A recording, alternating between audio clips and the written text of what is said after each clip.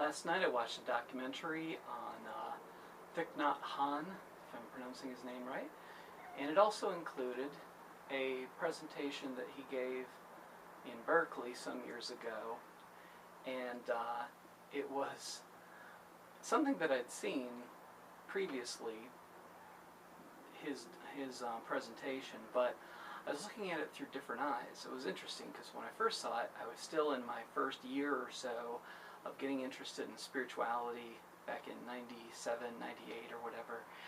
And I, thought, oh, well, here's a master, he's very peaceful. But as I watched it this time, I audibly stated something to the effect of, it's not my thing. And the reason it's not my thing is perspective. Although much of what he says, it's oriented around peace. He was a big activist as it related to the Vietnam War and an advocate of peace. And, we all want peace, so that part is good. But he talked a lot about connection to roots, like family roots, and that you are basically, your parents. And I thought that was very dysfunctional to perpetuate that notion.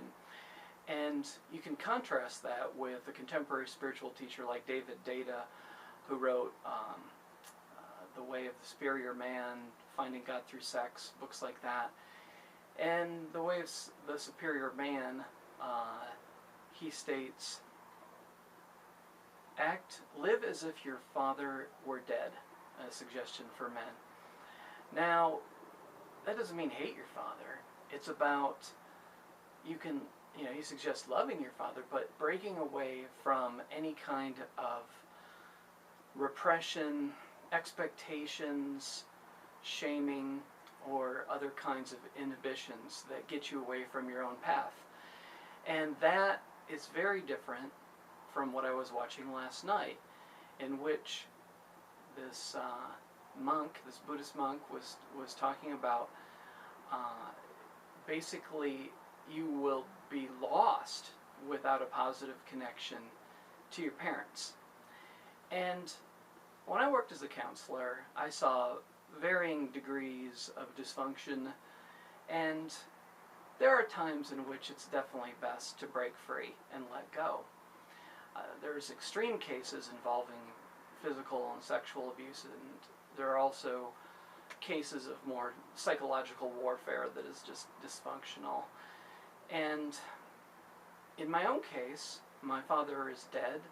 My birth mother was somebody I found later in life and found out that she wasn't somebody I trusted.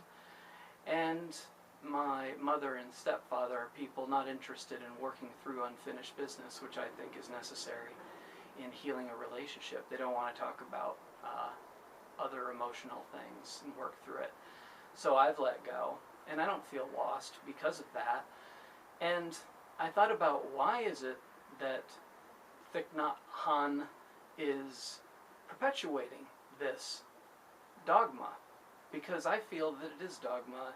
I tend to gravitate much more with Eastern spiritual perspectives than Western spiritual perspectives, but in any kind of religion there is a kind of dogma that goes along with it, that accumulates.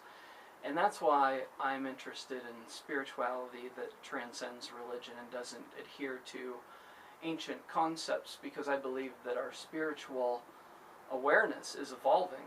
And so to cling to perspectives thousands of years old and not open up to contemporary perspectives is to deny your growth.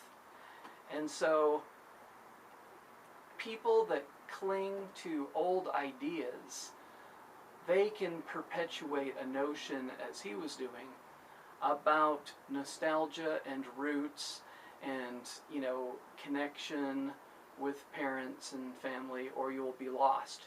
Because that is a fractal of his belief that without the ancient concepts of Buddhism, that he would be lost and others would be lost. And I don't think that's necessary. Eckhart Tolle is an example of somebody who, although he resonates with many Eastern concepts, not a meditator and did not achieve enlightenment through meditation, which is so heavily emphasized in Buddhism.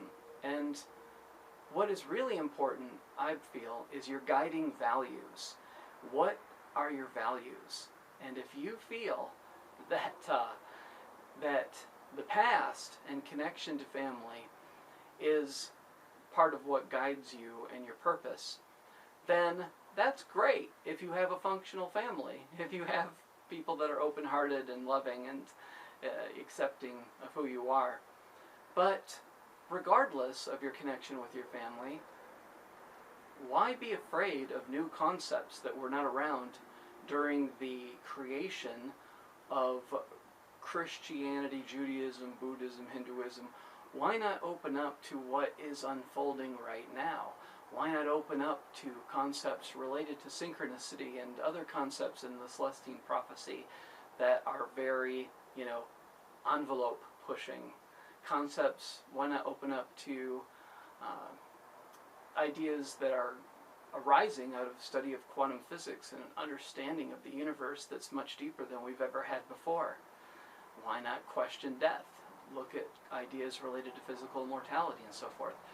There is a comfort in holding on to old ideas, but the rigidity of these old ideas may not work for you if you are here to be a pioneer and to learn all that you can learn as opposed to cling. Because clinging to old religious concepts is like clinging to old family values that no longer serve you. And if each generation does not advance and evolve, then there's going to be stagnation. And we have available to us more information than ever before, and it's up to us to sort through what works and what doesn't work. But with any adherence to religion, a lot of times what people are doing is looking for family in that community, because the pull towards acceptance is huge.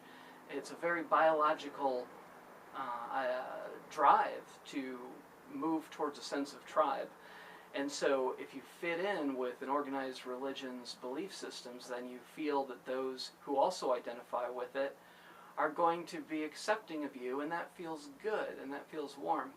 But I feel that, if you really want to be at peace and you really want to become yourself, don't be afraid of picking and choosing what resonates for you on a bodily level as truth, and discarding that which does not. If you are fortunate enough to have a healthy family, then of course, having a good relationship with them is a wonderful, nourishing thing. But if your family is abusive or in other ways dysfunctional, you can let go and still be completely fulfilled, regardless of, what is said in this particular video that I watched.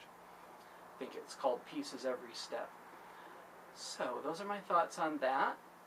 Be yourself, think for yourself, and also don't be afraid to learn new ideas.